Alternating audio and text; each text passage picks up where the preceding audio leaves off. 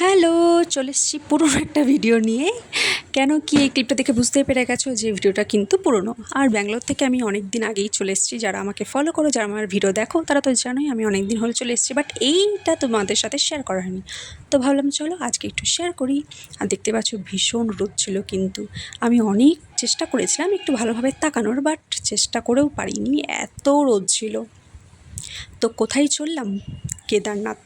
বুঝতে পারছো আমি কেদারনাথ চলে এসেছি। এই যে কেদারনাথ মন্দির, বুঝতে পারছো?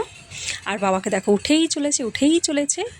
তো স্বয়ং কেদারনাথে গিয়ে স্বয়ং নটরাজ পোজ দিয়েছেন। তো নটরাজের এই পোজটা তোমাদের কেমন লাগলো সেটা কিন্তু অবশ্যই বলো।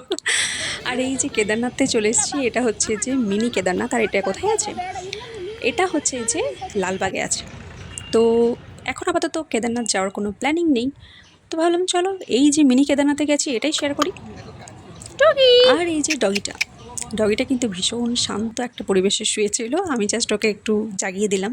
তো যাই হোক, এই যে ভিউটা দেখতে পাচ্ছ এত সুন্দর লাগছে এত উঁচু থেকে, আমার তো খুব ভালো লেগেছে। তো ভাবলাম তোমাদের সাথে একটু শেয়ার করে নিই, যেহেতু শেয়ার করা হয়নি। তো তোমাদের কেমন লাগলো সেটা এখন বলো। আর এই যে বকবক করতে করতে নেমে পড়েছি। আর এইখানে জায়গাটা এতটাই সুন্দর, তো ভাবলাম যে তোমাদের সাথে শেয়ার না করে পারলাম না।